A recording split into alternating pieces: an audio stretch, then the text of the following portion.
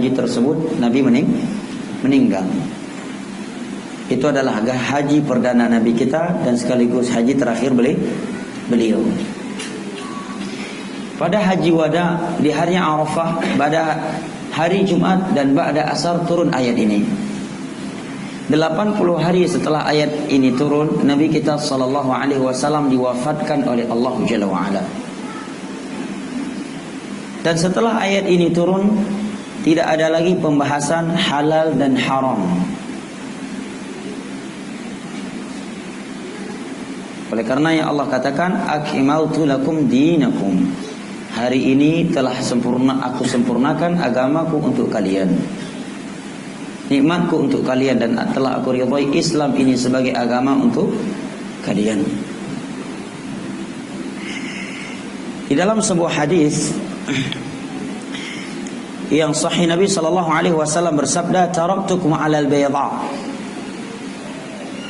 Lailuha kanahariha, la yazighu 'anha ila halik." Aku tinggalkan kalian wahai umatku di atas cahaya yang terang benderang. Perkara halal dan haram jelas. Jalan menuju surga juga terang benderang. Jalan-jalan yang dapat menyeretkan manusia ke dalam neraka Allah juga telah diterangkan dengan jelas terang benderang oleh Rasulullah sallallahu alaihi wasallam. Saking terang dan jelasnya Nabi ibaratkan dengan sabdanya, lailuha kanahariha. Malamnya itu seperti siangnya. Masalah akidah jelas, masalah ibadah juga jelas, dan masalah muamalah juga jelas. Tiada yang bisa beralasan di hadapan Allah atas pelanggaran-pelanggaran agama yang ia lakukan tanpa udzur syar'i. Allah mengutus Nabi-Nya sebagai saksi terhadap umat ini. Inna arsalna ilaikum rasulan syahidan alaikum kama arsalna ila fir'auna rasula. Fa'asa fir'aun ar-rasul fa'akhadnahu akhdan wabila. Sungguh kami telah mengutus kepada kalian seorang rasul yang akan menjadi saksi atas kalian. Ketika kita berkata, ya Allah aku enggak tahu haram, Nabi akan berkata, ya Allah 23 tahun aku menyampaikan agamamu, telah aku terangkan riba itu haram, telah aku terangkan ini haram, itu haram, ini wajib, ini wajib. Seperti kami telah mengutus kepada Fir'aun seorang rasul, kemudian Fir'aun bermaksiat kepada rasul tersebut, maka kami pun menyiksa dan mengadabnya. Dalam hadis yang lainnya Nabi SAW dalam riwayat Imam Muslim dari Abdullah bin Amr bin As radhiyallahu anhuma, Nabi menyatakan, ma min nabiyyin illa kana yub'atsu illa kana haqqan 'alaihi an yadulla ummatahu 'ala khairi ya'lamuhu lahum wa an yundhirahum min syarri ya'lamuhu. Setiap nabi yang diutus oleh Allah Jalla wa Ala, Allah wajibkan atasnya untuk menunjukkan umatnya kepada setiap kebaikan yang telah ia ketahui, dan memperingatkan umatnya dari segala kejelekan yang telah ia ketahui.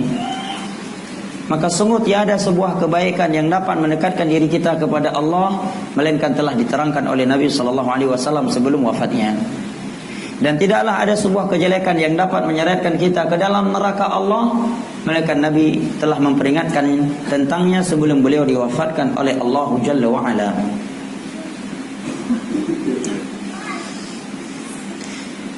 Ini beberapa poin penting untuk saya uraikan di muqaddimah, di pendahuluan pembahasan kita ini.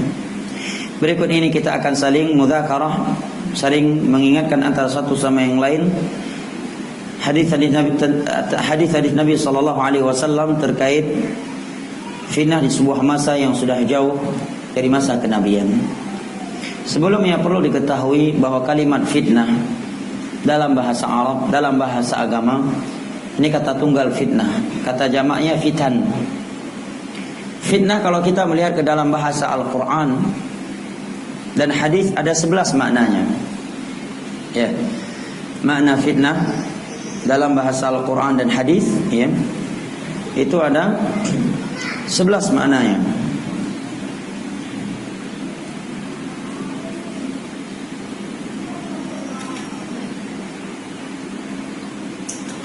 Baik.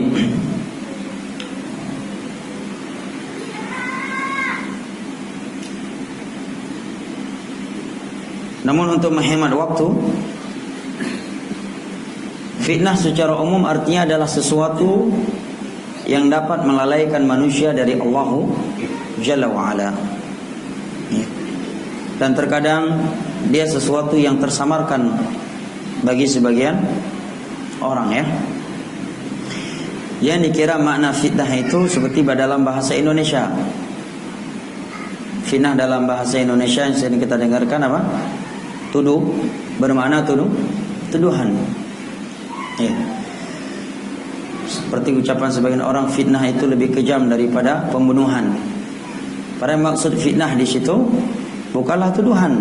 Fitnah yang artinya lebih keji daripada pembunuhan, yang dimaksud dengannya adalah syirik, seperti firman Allah dalam surat Al-Baqarah, wal fitnatu asyaddu minal qatl.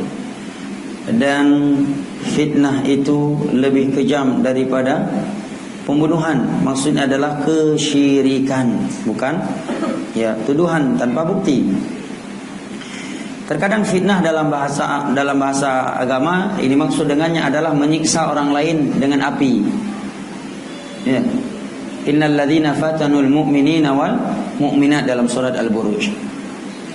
Orang-orang yang menyiksa, memfitnah kaum mukminin dan kaum mukminat, yaitu membakar mereka ashabul ukhdud. Terkadang fitnah itu artinya azab secara umum. Dzuqu fitnatakum. Allah berkata kepada penghuni neraka, Allah rasakan fitnah kalian dalam neraka. Maksudnya siksaan yang diberikan kepada kalian di dalam neraka. Ya. Namun secara umum fitnah itu bermakna sesuatu yang bisa melalaikan dan membuat kebenaran dan kebatilan itu tersamarkan oleh terhadap sebagian orang.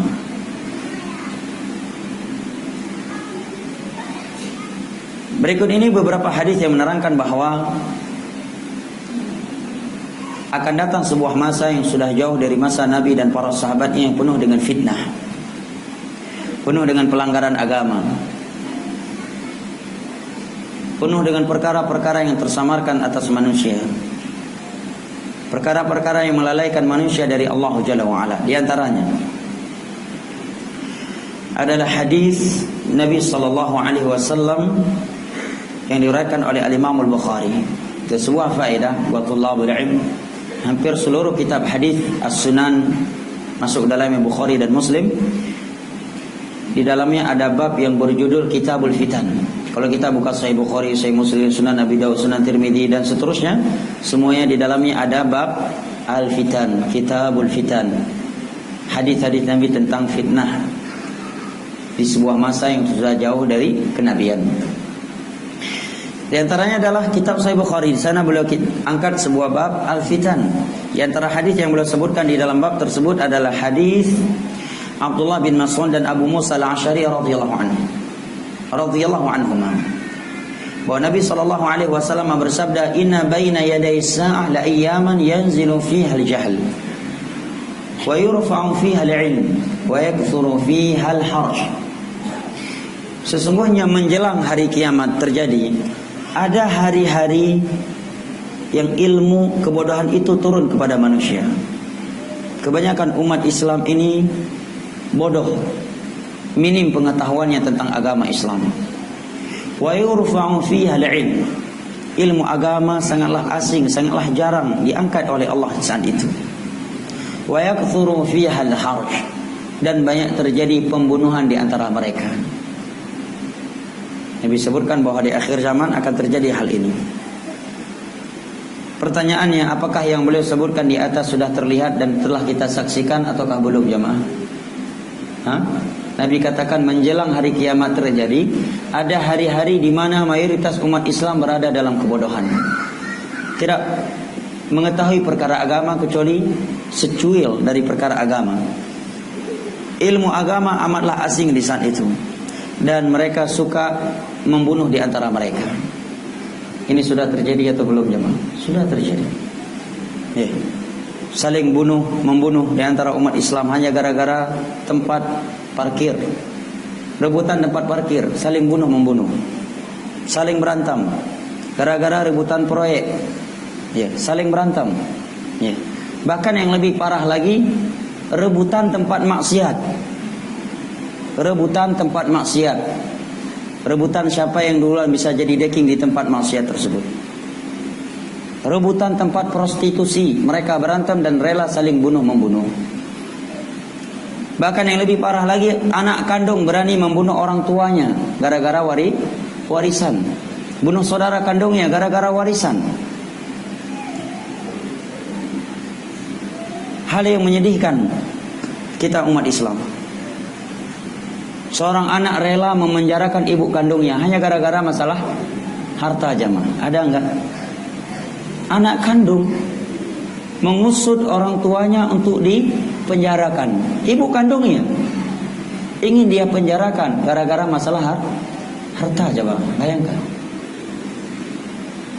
Padahal Nabi menyatakan anta wa maluka li abi, kamu dan harta kamu itu berhak diambil oleh kedua orang tuamu.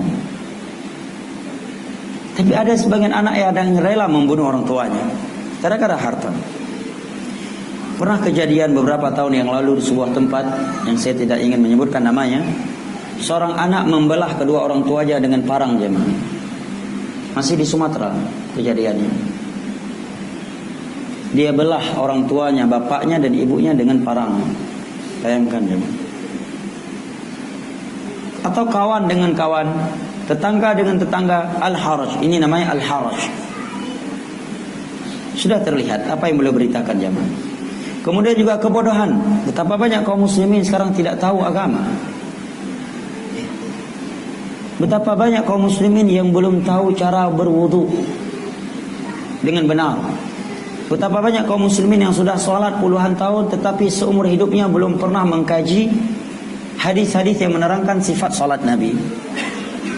Tidak sedikit dari orang-orang yang sudah pergi umrah berulang kali, tetapi dia belum pernah mengkaji bagaimana sifat umrah yang diajarkan oleh Rasulullah. Bagaimana tata cara haji yang sesuai dengan tuntunan Nabi Sallallahu Alaihi Wasallam. Dia udah nikah, udah berumah tangga puluhan tahun, tapi sampai hari ini dia belum hafal zikir dan doa yang mesti dia ucapkan ketika dia ingin melakukan hubungan badan dengan istrinya. Ada seperti itu.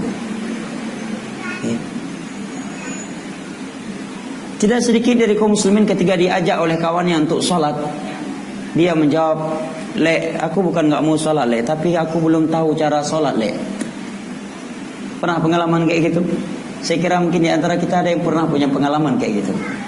Ngajak kawannya sholat, kawannya jawab, "Bukan gak mau bro, tapi aku memang gak tahu cara sholat bagaimana."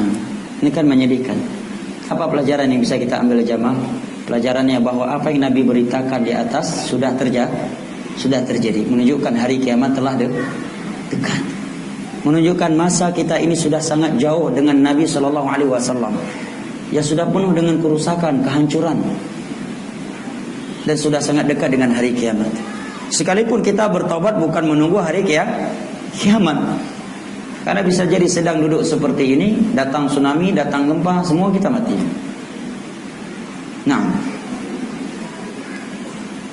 Allah sebutkan dalam Al-Quranul Karim, ya'lamuna zahiran minal hayatid dunya wa hum 'anil akhirati hum ghafilun.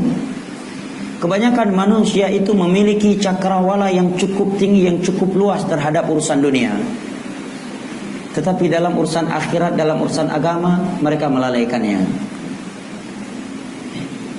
Betapa banyak orang sekarang bisa membuat pesawat, bisa buat rudal, bisa buat senjata, bisa mendeteksi ada minyak di bawah laut. Itu kan ilmu luar biasa. Ya, dibawa mereka ke tengah-tengah laut, kemudian dengan alat mereka, dengan ilmu mereka bisa memprediksi di sini ada minyak. Luar biasa berarti ilmunya kan. Dibawa ke tengah pulau bisa mendeteksi di sini ada gas. Luar biasa ini ilmunya. Ya, luar biasa. Dan ilmu-ilmu dunia yang lainnya, kata Allah, ya'lamuna zahiran minal hayatid dunya. Cakrawala mereka, pengetahuan mereka terhadap dunia sungguh sangat luas. Jago matematika, jago bahasa Inggris, bahasa Mandarin, bahasa Perancis, bahasa Jerman dan seterusnya. Tapi tentang ilmu agama, pengetahuan mereka, bahkan Allah tidak menyatakan sedikit pengetahuannya. Mereka adalah orang-orang yang lalai jemaah. tidak sedikit sebagian orang muslim yang muslim ya, kita bicara muslim, pandai bahasa Inggris, pandai bahasa Jerman, bahasa Mandarin, dan beberapa bahasa kafir lainnya. Jangankan kita katakan dia pandai bahasa Arab, bahasa Al-Quran aja nggak bisa. Baca Al-Quran aja nggak bisa. Nih, kalau bahasa kami orang Aceh, kue ana moho ciko dong. Apa kalau bahasa orang Natuna? Kue ana moho ciko dong. Pak Jamil. Kue ana moho ciko. Wow, nggak tahu kemana bengkok huruf wow. Apa bahasa Natunanya? Ini istilah di Aceh untuk orang yang nggak peduli terhadap ilmu agama, tetapi sangat peduli dalam urusan dunia. Woi ana moho jiko olam, kayak apa gaba? Itulah istilahnya. Contoh sebagai contoh. Wow aja dia belum tahu kemana bengkoknya. Artinya saking jauhnya dia dari ilmu agama, huruf wow aja nggak tahu. Dan tidak sedikit jamaah kaum muslimin ada yang belum bisa baca Al-Quran. Mereka tidak bisa baca Al-Quran bukan karena nggak punya guru, bukan karena lidah yang cacat, bukan karena nggak punya waktu, tetapi karena tidak mau belajar.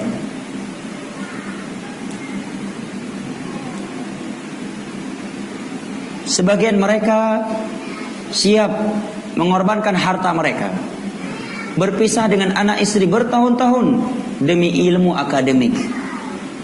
Tapi untuk ilmu agama seminggu sekali nggak siap hadir. Setiap ada kajian ilmu agama dia bilang lagi sibuk. Ada kesibukan.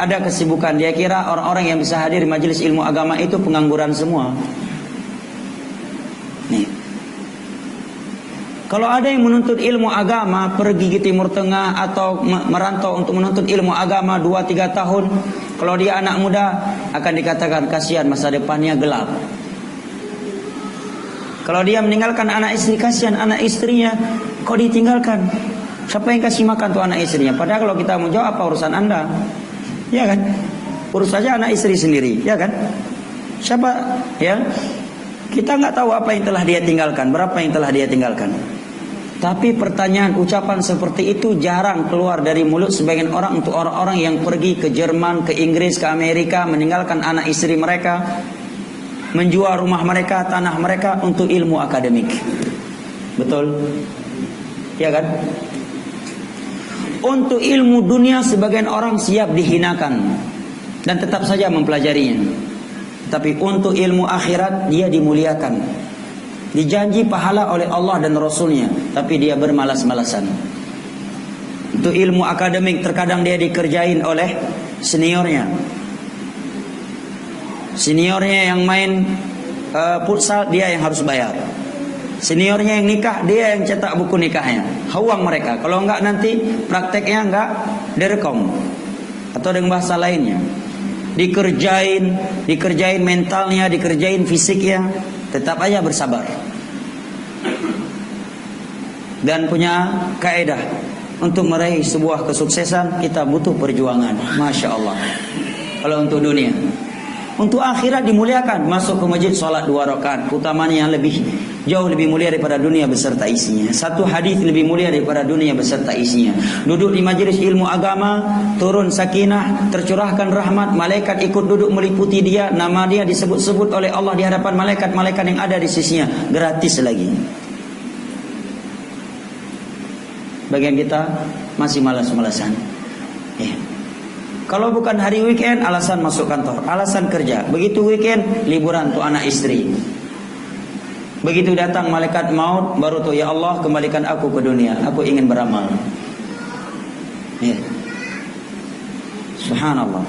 Sungguh benar apa yang Nabi beritakan dan apa yang Allah sebutkan dalam Al-Quran tadi jemaah. Ya'lamuna zahiran minal hayatid dunya.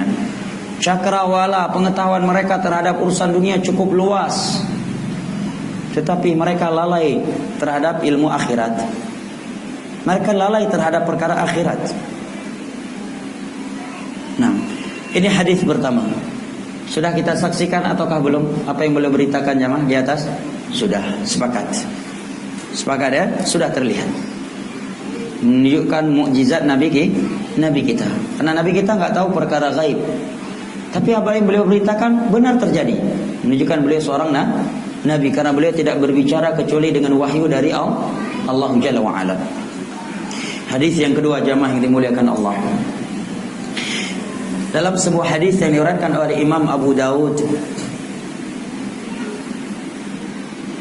atau oleh Imam Ibnu Majah dari Abu Hurairah radhiyallahu anhu, Nabi bersabda, "Sata'ti 'alan nas sanawat khadda'at yusaddaqu fiha al-kadhib wa yukadzabu fiha as-sadiq wa yu'tamanu fiha al-kha'in wa yukhawwanu fiha al-amin wa yatakallamu fiha ar-ruwaybidah." Qalu wa ma ar-ruwaybidatu ya Rasulullah? Qala ar-rajulu tafi yatakallam fi amri al-'ammah. Ini luar biasa hadisnya jemaah. Luar biasa. Nabi menyatakan akan datang sebuah masa yang penuh dengan pemutarbalikan fakta. Si pendusta dikatakan seorang yang jujur. Seorang yang jujur dikatakan pendusta, didustakan. Yang benar dikatakan salah, yang sesat dikatakan benar. Pengkhianat dianggap sebagai seorang yang amanah, diberikan amanah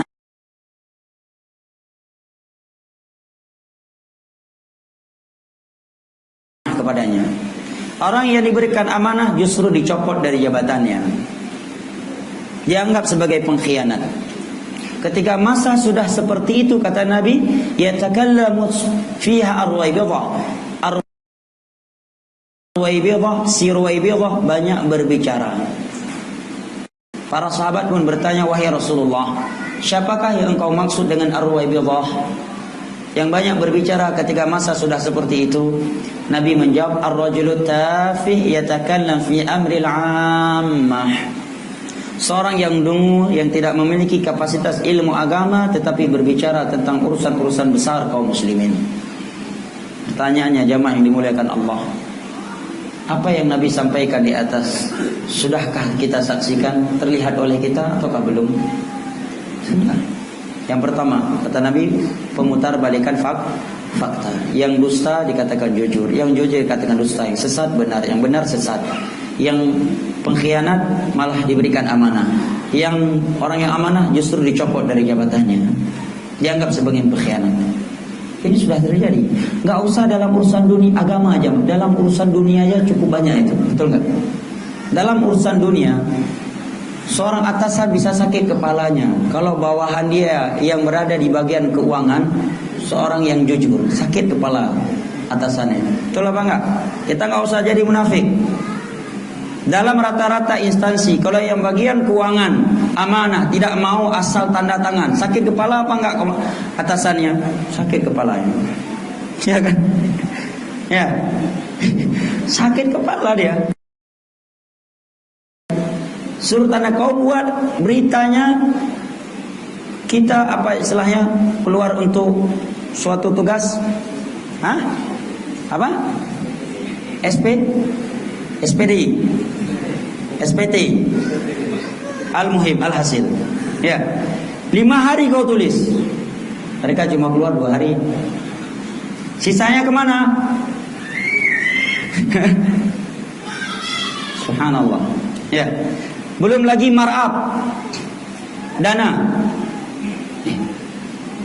yang dibutuhkan untuk pembangunan ini 5M, yang dipakai cuma 2M. Apakah yang di atas nggak tahu? Semuanya pura-pura gila semuanya. Yang ini nyetor sana, yang sana nyetor sana, nyetor sana, nyetor sana. Yang nggak bisa di store cuma malaikat maut. Pusing. Piana bawah di bawahan nggak banyak uang masuk, nggak banyak uang panas. Ini kok nggak nyetor? Ini udah setahun saya kasih jabatan. Apa lahan kau situ kering semua apa? Nggak ada yang basah. Kok nggak ada setoran nih? Banyak tempat basah di situ. Nggak nyetor, copot. Mau nyetor nggak mungkin, gaji dari gaji nggak mungkin. Pangkaslah uang-uang anak buahnya. Kalau anak buahnya komplain nggak bisa, cari uang panas. Sebenarnya bukan uang panas, uang haram namanya. Karena orang yang sudah punya gaji dan tunjangan tetap dari negara, dia nggak boleh ngambil uang lain dari rakyat. Karena memang dia digaji untuk melayani rakyat. Akhirnya cari uang dengan cara-cara yang haram itu bisa nyetor ke atas. Dalam keuangan juga demikian. Kalau dia jujur, nggak mau markup, nggak mau melakukan manipulasi data, sakit kepala dinasnya, sakit kepala atasannya, itu dalam urusan dunia. Yang jujur amanah, nggak mau ambil uang haram, nggak mau jaga tempat-tempat maksiat, udah jelas baku panjang. Baku panjang. Ini diberitakan oleh Nabi dari jauh hari, jemaah. Nabi belum wafat udah diberitakan oleh Nabi. Seperti itu kondisi umat Islam di akhir zaman. Pemutarbalikan fakta. Kejahatan diciptakan penjahatnya, kemudian diciptakan sistem untuk menangkap penjahat-penjahat tersebut. Setelah ditangkap, diciptakan sistem bagaimana mengeluarkannya. Ini bukan masalah yang belum diberitakan oleh Nabi. Nabi belum wafat, udah diberitakan oleh Nabi. Seperti itu kondisi zaman nanti. Itu masih dalam urusan dunia aja, Mak. Ya. Terkadang kita nggak bisa memprediksi mana yang salah, mana yang benar. Karena pemutar balikan fakta tadi, yang korban bisa dibuat tersangka, yang tersangka bisa dibuat korban. Ya. Itu sudah diberitakan oleh Nabi sebelum beliau wafat, lebih dari 1400 tahun yang lalu, jemaah. Diberitakan oleh Nabi. Seperti itu kondisi akhir zaman. Ya. Belum lagi cipta kondisi cipkon yang dilakukan oleh sebagian orang demi kepentingan politik.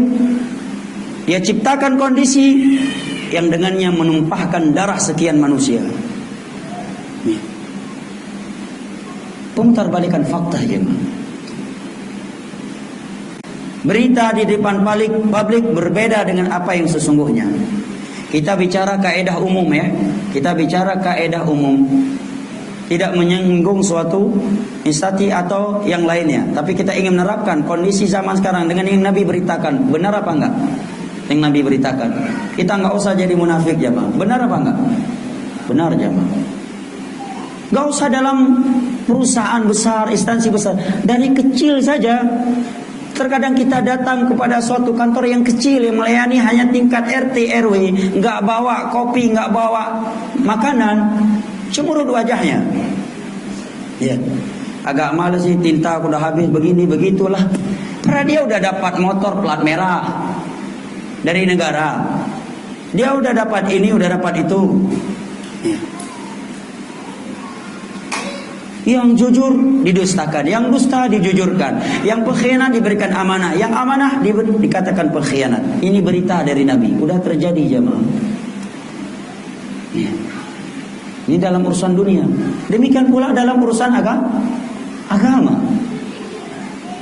Orang yang berusaha mentauhidkan Allah, mengikuti sunnah Rasulullah sallallahu alaihi wasallam, memperingatkan manusia bahaya syirik dan bahaya bid'ah sebagai bentuk kasih sayang untuk mereka, justru dikatakan Wahabi, dikatakan antek-antek Yahudi, dikatakan radikal dan seterusnya. Padahal dia berusaha untuk komit di atas agamanya. Pemutarbalikan fakta sebagai contoh. Dalam hadis yang diriwayatkan oleh Imam Muslim dari Aisyah radhiyallahu anha, Nabi SAW bersabda, la'natullahi 'alal yahudi wan nasara ittakhadhu qubur anbiya'ihim masajid. Laknat Allah kepada Yahudi dan Nasrani karena mereka suka menjadikan kuburan para nabi sebagai tempat-tempat ibadah. Sekarang justru dijadikan sebagai situs Islami. Ya. Di mana ada kuburan yang katakannya wali, langsung jadi tempat ibadah di situ. Iktikaf di situ. Menyembelih di situ. Bahkan ada yang bangun masjid di atasnya.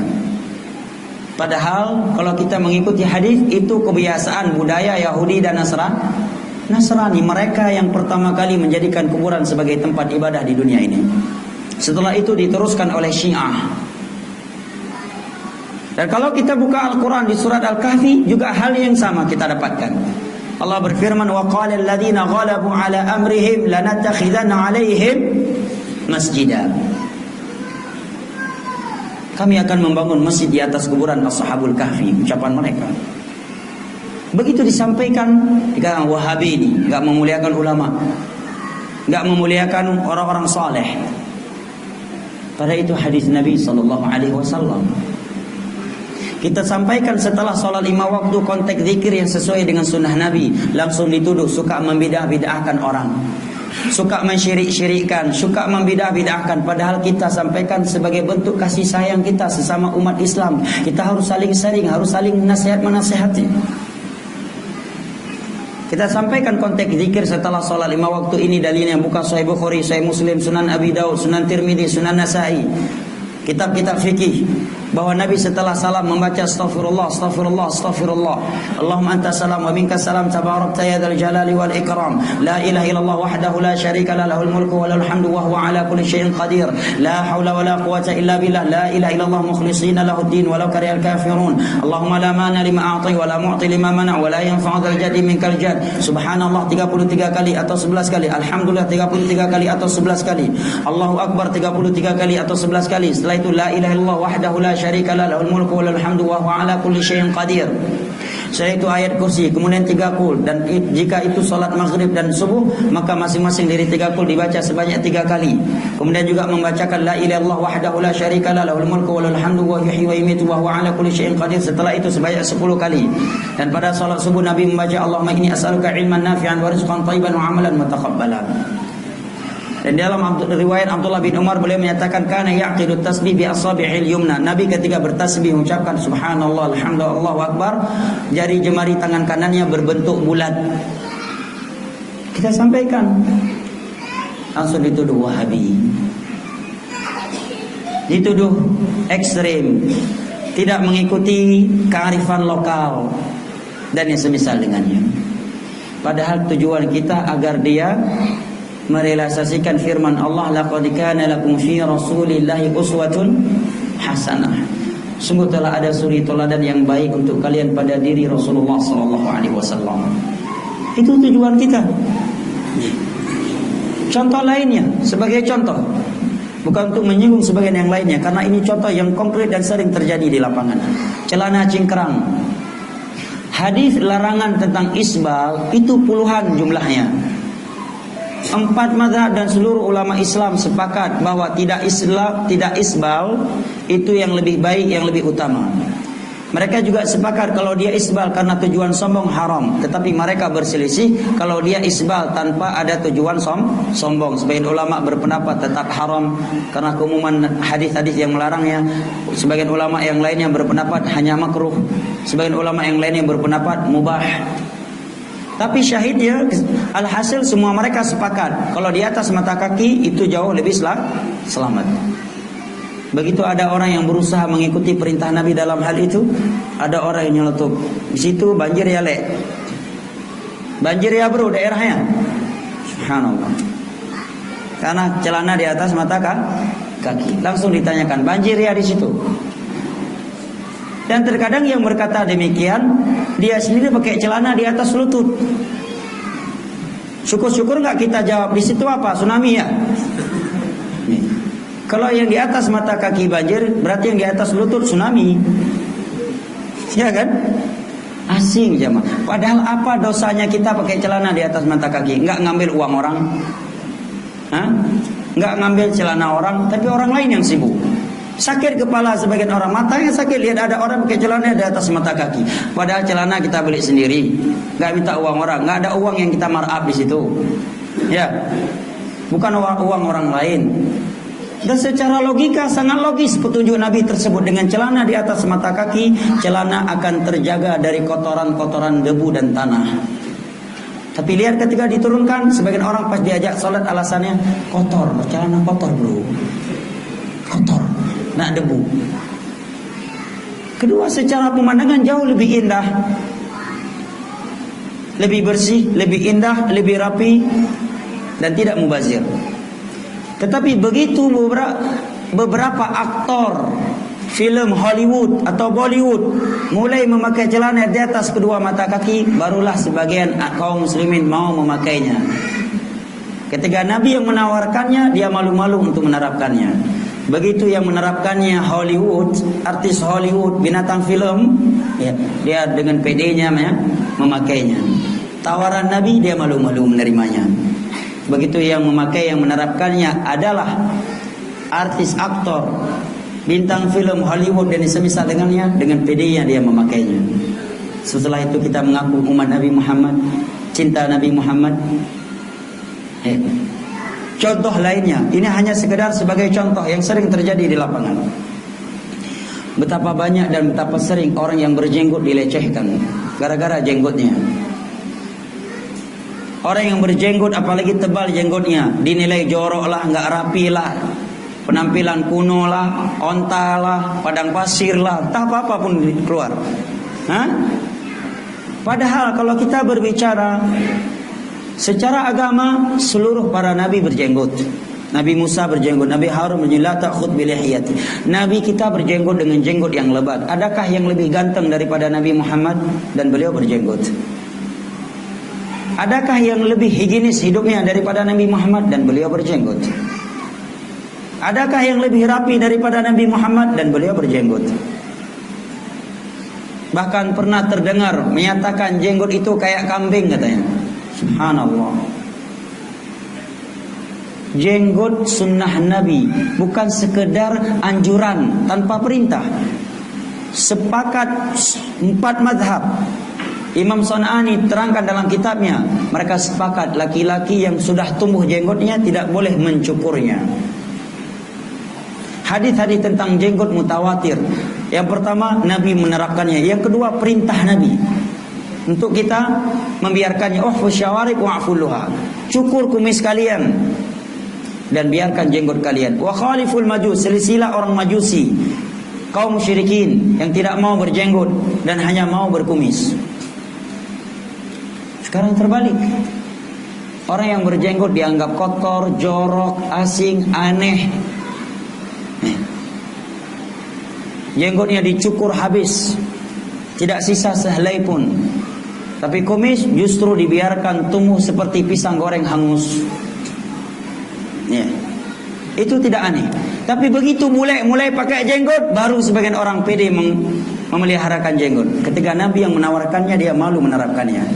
Begitu bule, artis-artis film Hollywood mulai memakai jenggot, pemain bola mulai memakai jenggot, baru dia mulai pede memakai jenggot. Kemana kita bawa perealisasian terhadap syahadat anna Muhammadan Rasulullah? Di antara konsekuensi anna Muhammadan Rasulullah, aku bersaksi Muhammad adalah utusan Allah, kita enggak malu sebagai umat beliau. Dengan ucapan dan perbuatan kita, kita bangga bersyukur menjadi umat beliau dengan ucapan kita dan perbuatan kita. Ini menerangkan kepada kita jamaah yang dimuliakan Allah, apa yang Nabi sampaikan udah terjadi, penuh dengan pemutarbalikan fakta. Masalah akidah, ada orang yang beriman Allah beristiwa di atas arsy, 6 ayat dalam Al-Quran tentang itu. Imam Syafi'i, Imam Ahmad, Imam Hambali, Imam Maliki sepakat di atas akidah itu. Para sahabat, para tabi'in, tabi'ut tabi'in. Imam Az-Zahabi menulis kitab Al-Ulu, ulama Syafi'i, menerangkan seluruh ulama Islam sepakat bahwa Allah beristiwa di atas arsy. Istiwa yang dimaksud dalam bahasa Arab dan dipahami oleh ulama salaf adalah meninggi, mengatas dan menguasai. Mengatas dan menetap. Dan Allah tetap akbar, tidak diliputi oleh arah. Allah tetap Al-Ghaniyul Hamid, maha kaya, tidak butuh kepada makhluknya. Allah maha mendengar, maha besar, maha dekat. Disampaikan akidah itu langsung dikatakan Wahabi. Pada 6 ayat Al-Quran dalam hal itu. Sekian hadis Nabi, 4 mazhab pun sepakat di atas akidah itu. Bahkan terkadang bisa dikafirkan orang yang berakidah demikian. Pada 6 ayat jelas dalam Al-Quran seperti itu. Ar-Rahmanu 'alal 'arsy istawa. Tidaklah ada akidah yang menyatakan Allah di mana-mana, mengingkari istiwanya Allah, kecuali itu datang setelah 300 Hijriah ke depan, ke bawah. Setelah 3 generasi yang direkomendasikan oleh Rasulullah sallallahu alaihi wasallam. Menerangkan kepada kita bahwa apa yang Nabi sebutkan di atas sudah terjadi. Hadisnya yang ketiga. Hadis yang ketiga tentang fitnah akhir zaman. adalah hadis yang diriwayatkan oleh Al-Imam Al-Bukhari dari Abu Hurairah radhiyallahu anhu. Nabi sallallahu alaihi wasallam bersabda, "Yataqarabu zaman wa yanqusul amal wa yulqa ash wa tadhharu al-fitan wa yakthuru al-haraj." Qalu ya Rasulullah ayyuma hu qala al-qatilul qatil. Akan datang sebuah masa di mana perputaran waktu di saat itu sudah semakin cepat. Maknanya dua. Dari sekian makna yang paling kuat. Makna yang pertama, kurang berkah waktunya. Dan ini kita rasakan, keberkahan waktu sekarang dengan keberkahan waktu orang dahulu berbeda. Sebagai contoh, Imam Syafi'i umur 7 tahun, beliau sudah hafal 30 juz Al-Quran dengan mutkin. Hafal 30 juz, paham maknanya. Umur berapa? 7 tahun. Imam Syafi'i. Umur 10 tahun beliau sudah hafal Muwatta Imam Malik, belasan ribu hadis Nabi dengan sanad-sanadnya, paham maknanya. Dan umur 11 tahun beliau sudah direkomendasikan oleh gurunya untuk menjadi mufti tingkat internasional. Imam Syafi'i. Umur berapa? Beliau jadi ulama 11 tahun. Dan bukan ulama kaleng-kaleng. Ya. Zaman sekarang anak kita, jangankan umur 11 tahun, umur 25 tahun, jangankan dalam urusan agama, dalam urusan dunia aja masih minta duit sama orang tuanya. Yang wanitanya umur udah 15 tahun, 20 tahun, belum bisa masak nasi. Suruh masak nasi, dia tanya berapa sendok garamnya, Mak? Belum lagi dalam urusan agama. Jangankan anak-anak, orang yang sudah tua renta masih banyak belum bisa sholat. Bahkan bukan sekedar nggak bisa sholat, ada sebagian muslim seumur hidupnya belum pernah sampai ke masjid. Seumur hidupnya belum pernah sampai ke masjid, belum pernah sholat sekalipun. Jangankan sholat 5 waktu, Jumat pun nggak pernah dia lakukan. Seumur hidupnya ada orang yang seperti itu, jemaah. Makna kedua, perputaran waktu memang sudah sangat cepat. Hal ini juga Nabi tegaskan dalam hadis lain yang diriwayatkan oleh Imam Ahmad dan Al-Imam Tirmidzi dari Abu Hurairah radhiyallahu anhu. Nabi bersabda, "La taqumu as-sa'ah hatta yataqaraba az-zaman, fatakunu sanatu kasy-syahr, wa yakunu asy-syahru kal-usbu', wa yakunu al-usbu' kal-yawm, wa yakunu al-yawm kas-sa'ah, wa takunu as-sa'atu kahtiraqis sa'afah." Hari kiamat tidaklah terjadi sampai perputaran waktu itu semakin hari semakin cepat. Waktu 1 tahun seperti 1 bulan, 1 bulan seperti 1 pekan, 1 pekan seperti 1 hari, 1 hari seperti waktu yang sangat pendek, dan habisnya waktu yang pendek seperti habisnya pelepah kurma yang kering tatkala dibakar. Ini sudah kita rasakan atau belum, jamaah? Sudah kita rasakan. Rasanya baru kemarin bulan Ramadan, ya kan? Tak terasa sekarang sudah di penghujung atau di pertengahan Dzulqa'dah. Sebentar lagi sudah masuk Dzulhijjah, Idul Adha. Tak terasa di antara kita ada yang sudah berumur 15 tahun, 20 tahun, 30 tahun, 40 tahun, 50 tahun, 60 tahun, 70 tahun. Tak terasa dia udah nikah, udah punya istri, udah punya anak, udah punya cucu. Tak terasa umurnya udah 30 tahun, 40 tahun, 50 tahun, 60 tahun. Tak terasa tiba-tiba sudah man rabbuka wa ma dinuka wa man nabiyyuk. Baru terkejut. Tiba-tiba udah datang malaikat maut. Man rabbuka, baru terkejut. Rupanya saya belum sholat. Wa ma dinuka, rupanya saya anak durhaka, dan seterusnya. Baru kita katakan, Rabbirji'un, ya Allah kembalikan aku ke dunia, la'alli a'malu salihan fima tarak, agar aku bisa melakukan amalan-amalan saleh yang pernah aku tinggalkan. Perputaran waktu sangat cepat, ya. Tiba-tiba udah siang nih. Kayaknya anak baru duduk 5 menit. Mulai tadi jam 8:30. Tiba-tiba udah jam 10. Rasanya baru 5 menit karena anak yang bergerak, kecuali yang dengar. Rasanya udah kayak 3 jam. Ya. Tiba-tiba udah siang, nanti tiba-tiba udah maghrib, tiba-tiba udah malam, tiba-tiba pagi lagi, siang lagi, malam lagi, tiba-tiba mati, jemaah. Tak terasa waktu itu. Nah, ini sudah kita rasakan atau belum, jemaah? Sudah. Yang kedua kata Nabi, di masa tersebut yang kusul amal, sangat sedikit ada orang yang mau beramal saleh. Dan sebuah amalan tidaklah dikatakan soleh kecuali kalau dia ketika melakukannya ikhlas karena Allah, tidak mengharap ujian dan sanjungan manusia, dan sesuai dengan tuntunan Nabi sallallahu alaihi wasallam. Man 'amila 'amalan laisa alaihi amruna fahuwa rad. Barang siapa yang melakukan suatu amalan yang tidak sesuai dengan tuntunan kami, maka amalan tersebut tertolak. Sesuai dengan tuntunan Nabi, kata para ulama, dalam 4 hal. Yang pertama dari sisi kaifiyah, caranya. Yang kedua dari sisi al-adadiyah, jumlahnya. Yang ketiga az-zamaniyah, waktunya. Yang keempat al-makaniyah, tempatnya.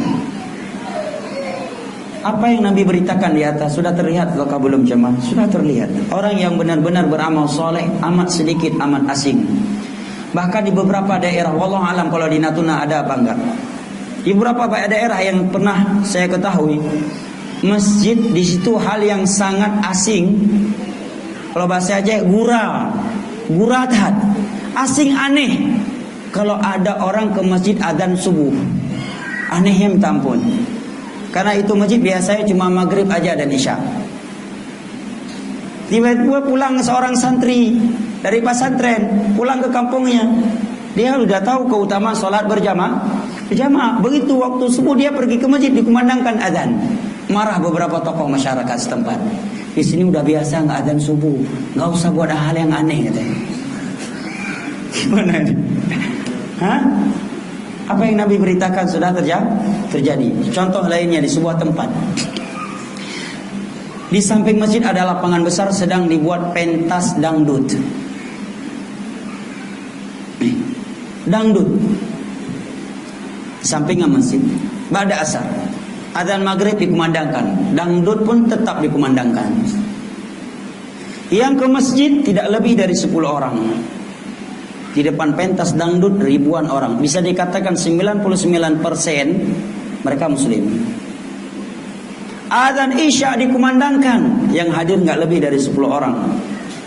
Yang di depan pentas tetap hidup, tidak dimatikan. Tidak ada penghargaan, sudah tidak mau mengamalkan Islam, Islam pun tidak dihargakan oleh sebagian orang. Dan Islam selalu dituduh radikal, diminta untuk toleransi. Ya. Padahal bukan Islam yang tidak bertoleransi. Sebagai contoh, di sebuah tempat ketika ada hari raya Nyepi, itu kaum muslimin di daerah itu kalau mau salat Jumat besok harus pergi malam ini. Malamnya harus nginap di masjid. Kalau nggak nginap di masjid, besoknya udah nggak bisa pergi ke masjid lagi. Karena itu hari-hari raya Nyepi. Tapi kaum muslimin sabar, tidak ada yang memberontak. Tapi ketika kaum muslimin buat hari raya, ada peraturan itu diberlakukan? Enggak. Di sebagian tempat, kalau muslim nabrak orang setempat tanpa sengaja mati, itu keluar uang bisa sampai 2-3 miliar. Tapi begitu muslim yang ditabrak oleh orang setempat disuruh sabar-sabar. Di Singapura adzan tidak boleh dikumandangkan pakai toa.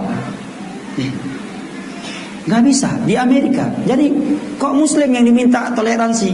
Mestinya orang-orang yang berteriak toleransi minta orang-orang kafir untuk bertoleransi dengan Islam. Di Burma kaum muslimin sedikit dibakar hidup-hidup.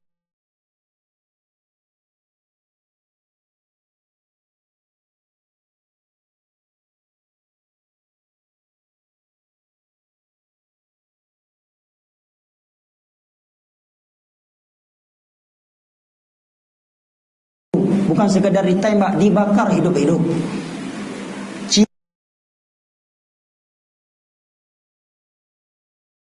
Cina di daerah-daerah Indonesia, minoritas di beberapa daerah, tapi nggak pernah diganggu oleh muslim. Hidupnya tenang, bahagia, usahanya pun tidak diganggu. Mana toleransi? Kaum muslimin di Suriah, di Palestina dibasmi dengan air kimia, jemaah. Dengan air kimia disembur dari udara, semuanya mati. Berapa tahun yang lalu sedang sholat tarawih, dibombardir satu masjid, mati. Mana HAM di sana? Nih. Apa yang Nabi beritakan sudah terjadi, jemaah. Jangankan antara muslim dengan muslim, antara muslim saja sangat sedikit yang mau beramal saleh. Lebih jelas lagi, jemaah, untuk mengetahui benarnya apa yang Nabi beritakan bahwa sedikitnya amal soleh di akhir zaman. Lihat aja kondisi rata-rata masjid di seluruh negara Muslim pada sholat subuh. Yang hadir sholat subuh mayoritas atau minoritas? Jangankan minoritas, terkadang cuma muadzin, imam, 2 orang. Ada sebagian masjid beliau muadzinnya, iqamatnya, yang imamnya dan sekaligus makmumnya. Mantap. Beliau muadzin, iqamat, imam, makmum. Sebagian masjid. Ya.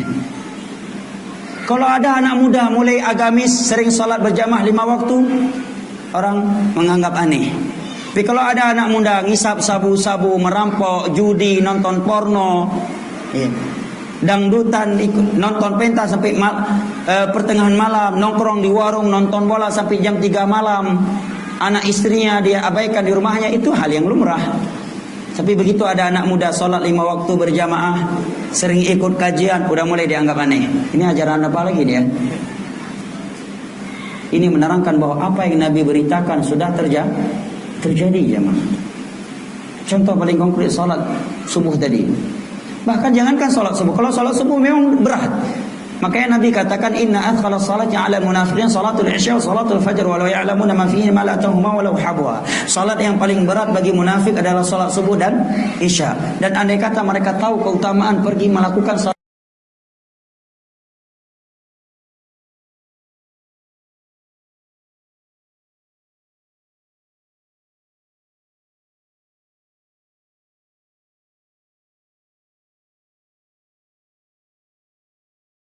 isya dan subuh, niscaya mereka akan pergi sekalipun mereka harus merangkak.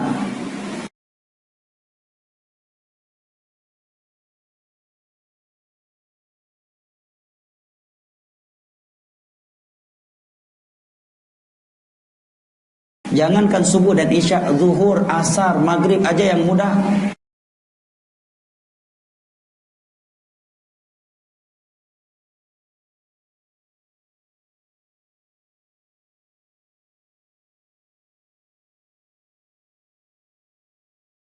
Jarang ada yang mau ke masjid.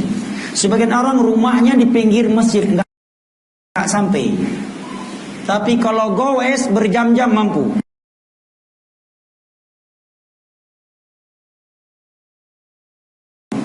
Ya, camping mampu. Ya. Naik tebing mampu. Lari mampu. Ya. Main sepeda mampu. Jogging berjam-jam. Main gym berjam-jam, ototnya luar biasa. Begitu dikumandangkan azan, langsung kena stroke dia. Nggak bergerak badannya, kena stroke. Untuk subuh seakan-akan ada batu 100 ton yang digantung di atas matanya. Nggak mampu dia buka. Sedangkan di sana ada orang tua yang udah bungkuk badannya, ada yang sebagian yang buta, ada yang sebagian cacat kakinya, sampai ke masjid. Menunjukkan apa? Bahwa kekuatan yang sesungguhnya adalah kekuatan iman jamaah. Bukan kekuatan fisik. Dan kekuatan iman itu akan menciptakan hal-hal yang ajaib. Seperti di masa Nabi, para sahabat kurus-kurus, krempeng-krempeng. Sebagian mereka budak sahaya, tanpa senjata yang lengkap. 300 lawan 1000 orang perang Badar. Kocar-kacir kaum musyrikin, dibantai oleh Nabi dan para sahabatnya. Jumlah mereka 300 orang tanpa senjata yang lengkap. Yang dilawan 1000 orang dengan senjata yang lengkap.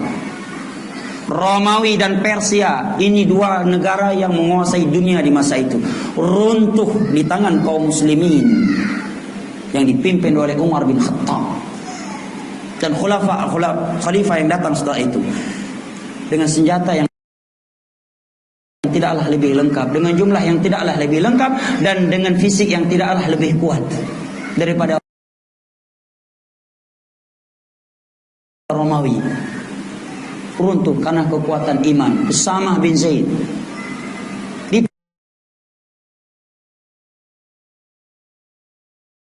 dipotong tangan kanannya, maka benderanya dipegang dengan tangan kirinya.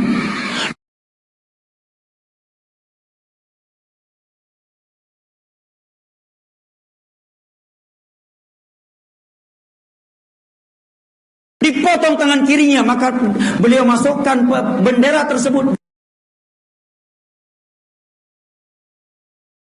ketiaknya tetap berperang.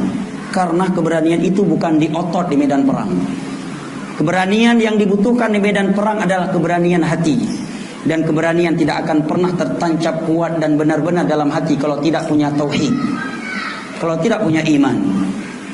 Romawi runtuh di depan para sahabat Nabi sallallahu alaihi wasallam.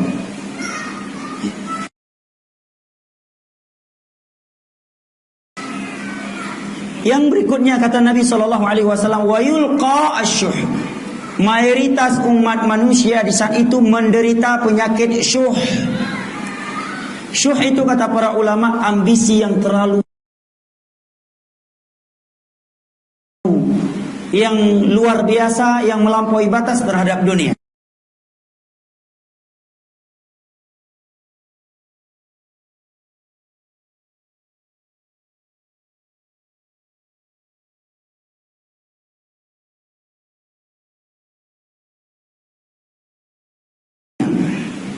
Ketika dia mencarinya, dia tidak lagi memperhatikan bagaimana cara dia memperolehnya, dengan cara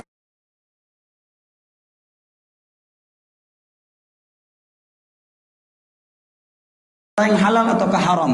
Setelah dia memperolehnya, dia enggan membelanjakannya di jalan-jalan yang Allah ridhai. Lebih parah daripada pelit. Ada orang pelit tapi sumber hartanya haram, halal, cuma pelit.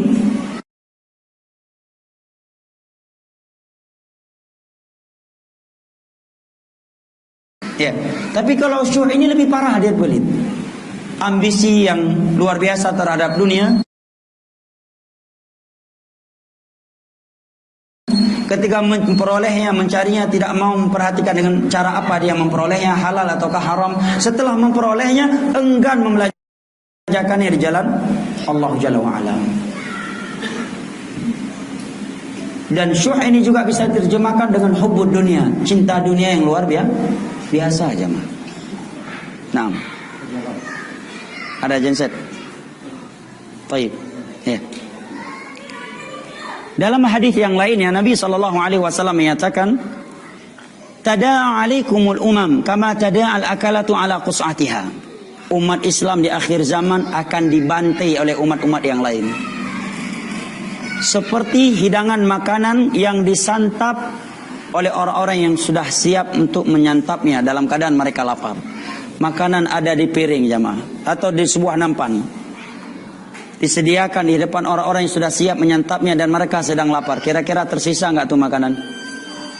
Nampan-nampannya pun mungkin tertelan. Ya.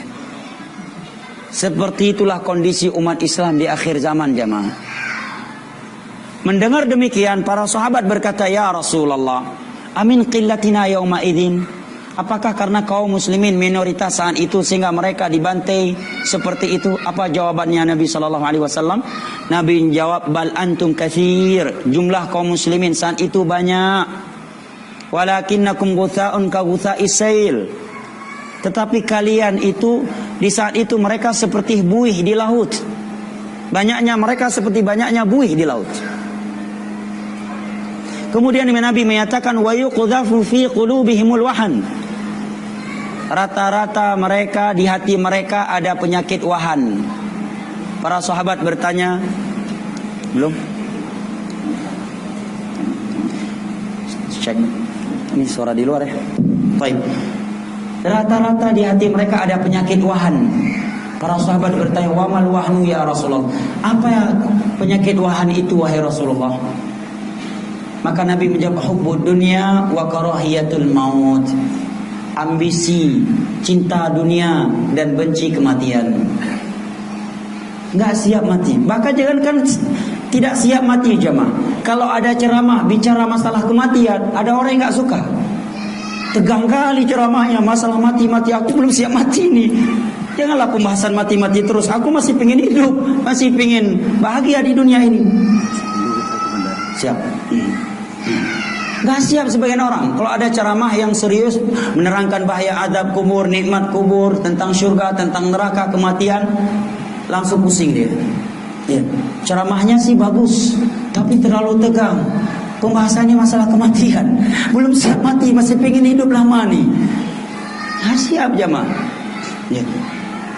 Jangankan untuk mati jamaah, sebagian kita meninggalkan jabatan saja tidak siap demi agama Allah, tidak siap. Lebih siap diinjak-injak agamanya demi menyelamatkan jabatannya. Ini sudah diberitakan oleh Nabi, jamaah dimuliakan Allah. Kemudian yang terakhir kata Nabi, wa tadhharul fitan. Fitnah, syahwat dan syubhat bermunculan di masa itu. Dan itu sudah terlihat jamaah. Fitnah, syahwat, pintu-pintu maksiat di masa kita luar biasa. Jangankan di masa Nabi, mungkin 30-50 tahun yang lalu itu belum ada. Prostitusi di mana-mana. Ya, perjudian di mana-mana. Ya. Bahkan di sebagian tempat harga ayam goreng lebih mahal daripada ayam kampus. Ya. Fitnah yang luar biasa. Nabi katakan wa tadhharul fitan. Fitnah, syahwat dan syubhat benar-benar akan muncul di zaman itu. Dengan modal 50.000 sebagian orang bisa berzina. Dengan modal HP dia bisa berzina dan seterusnya. Fitnah yang luar biasa jemaah. Belum lagi syubhat, ideologi-ideologi yang bertentangan dengan Al-Quran dan As-Sunnah. Kemudian kata Nabi, di saat itu banyak terjadi al-harb, kaum muslimin terlalu cepat menumpahkan darah saudara mereka. Gara-gara rebutan tempat parkir saling bunuh-membunuh. Gara-gara rebutan seorang wanita saling bunuh-membunuh. Gara-gara warisan saling bunuh-membunuh. Dan yang lebih parah lagi, gara-gara rebutan tempat maksiat saling bunuh-membunuh. Dan masih banyak lagi hadis-hadis Nabi tentang fitnah akhir zaman.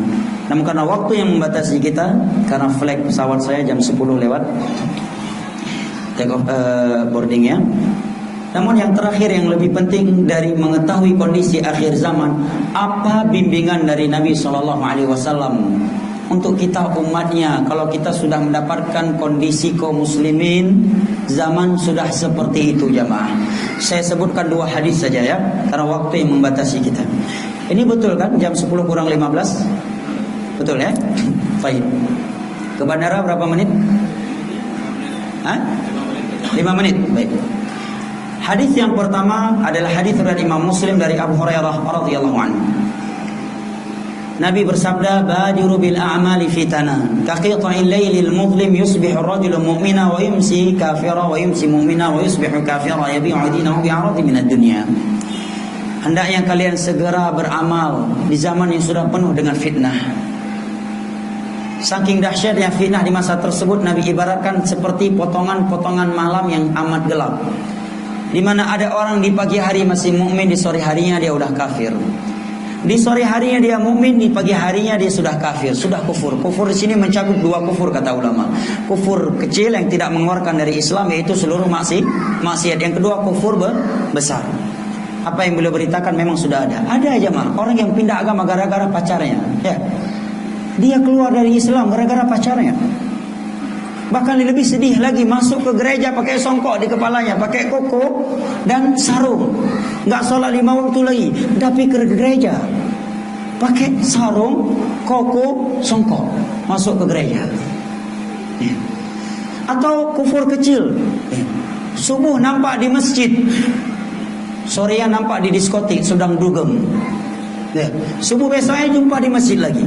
Setelah jumpa di masjid, jumpa di diskotik, jumpa sedang main judi.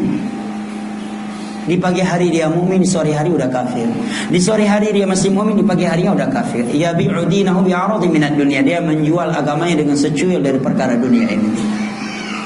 Maka anjuran Nabi di dalam hadis ini agar segera beramal jemaah. Jangan kita tunda-tunda, karena kita nggak tahu kapan kematian itu datang. Jangan sampai datang kita baru rencana mau taubat. Baru rencana taubat. Ya, tapi hendaknya kematian datang kita dalam keadaan udah taubat. Jangan baru rencana taubat datang kematian. Enggak manfaat. Baru rencana, belum taubat. Rencana taubat bulan depan. Ya. Rencana taubat kalau udah nikah, udah lahir anak ini taubat leh. Enggak judi lagi leh, enggak minum lagi leh kalau udah lahir anak ini. Enggak korupsi lagi, bro. Kalau anak yang kedua saya lahir, saya nggak akan lagi minum khamar, saya nggak akan lagi zina, saya tidak akan lagi mencuri, saya tidak akan lagi ini itu. Kematian nggak nunggu itu. Bisa jadi di khamar perdana kematian datang, kan cukup menyedihkan. Puluhan tahun dia taat, puluhan tahun dia soleh, kemudian berzina, dan itu zina perdana langsung mati. Di saat melakukan zina perdana mati, kan sungguh merugikan. Puluhan tahun dia soleh, puluhan tahun ke masjid, puluhan tahun taat. Begitu dia mulai merasakan khamar perdana, mati. Sedang zina perdana mati, dugem perdana mati, diskotik perdana mati. Innamal a'malu bil khawatim. Amalan itu dengan penutupnya. Yub'atsu kullu 'abdin 'ala ma mata 'alaihi. Setiap orang itu akan dibangkitkan sesuai dengan kondisi matinya. Hadis kedua yang dengannya kita tutup majelis kita adalah hadis Irbad bin Sariyah yang diriwayatkan oleh Imam Ahmad dan Al-Imam Ibnu Majah. Nabi sallallahu alaihi wasallam bersabda, "Fa innahu may ya'ish minkum ba'di fa sayara ikhtilafan katsira. Fa 'alaikum bi sunnati wa sunnatil khulafa'ir rasyidin al-mahdiyyin 'addu 'alaiha bin nawajid wa iyyakum wa muhdatsatil umur fa inna kulla muhdatsatin bid'ah wa kulla bid'atin dhalalah wa kulla dhalalatin fin-nar." Barang siapa yang hidup panjang setelahku, maka dia akan melihat perselisihan yang cukup banyak di tengah-tengah kaum muslimin. Tata cara ibadah yang berbeda, akidah yang beraneka ragam. Mereka saling berselisih, saling menuduh ini sesat, yang itu menuduh yang ini sesat, yang ini mengaku dirinya yang paling benar, yang itu juga demikian. Apa bimbingan Nabi? Kalau umat Islam sudah seperti itu, mari kita simak bimbingan Nabi, karena kita tidak butuh bimbingan selain mereka. Bimbingan Nabi, ya. Kita nggak butuh kepada ucapan ustadz ini, ustadz itu, tokoh ini, tokoh itu. Karena bisa jadi itu bersifat standar ganda, ya kan? Tapi kalau bimbingan dan kaidah dari Nabi udah pasti berlaku universal, berlaku untuk seluruh umatnya, bukan standar ganda. Nabi menyatakan, "Fa'alaikum bisunnati." Kalau umat Islam sudah seperti itu, hendaknya engkau benar-benar berpegang teguh dengan sunnahku, dengan hadis-hadisku. Wa sunnatil khulafa'ir rasyidin. Berpegang teguhlah kalian dengan jalan yang telah ditempuh oleh khulafa'ir rasyidun, Abu Bakar, Umar, Uthman, Ali.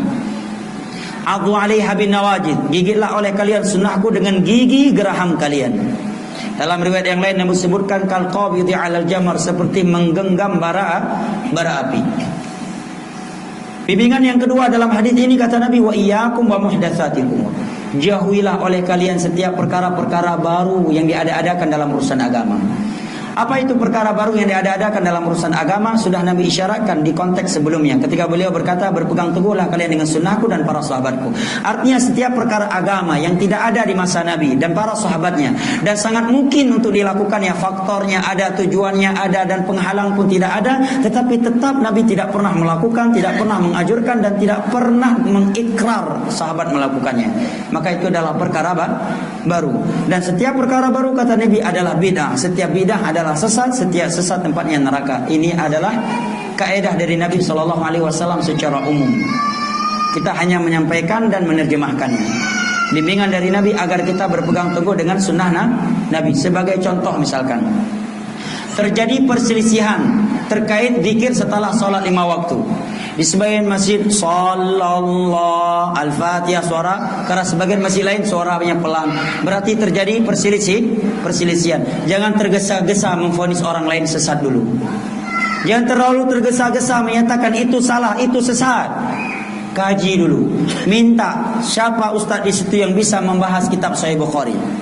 Suruh buka kitab Imam Syafi'i, suruh buka kitab Sahih Bukhari, Sunan Tirmidzi, Sahih Muslim, dan yang lain-lainnya. Sampaikan, Ustaz, coba Ustaz terangkan hadis-hadis yang menerangkan konteks zikir setelah sholat 5 waktu.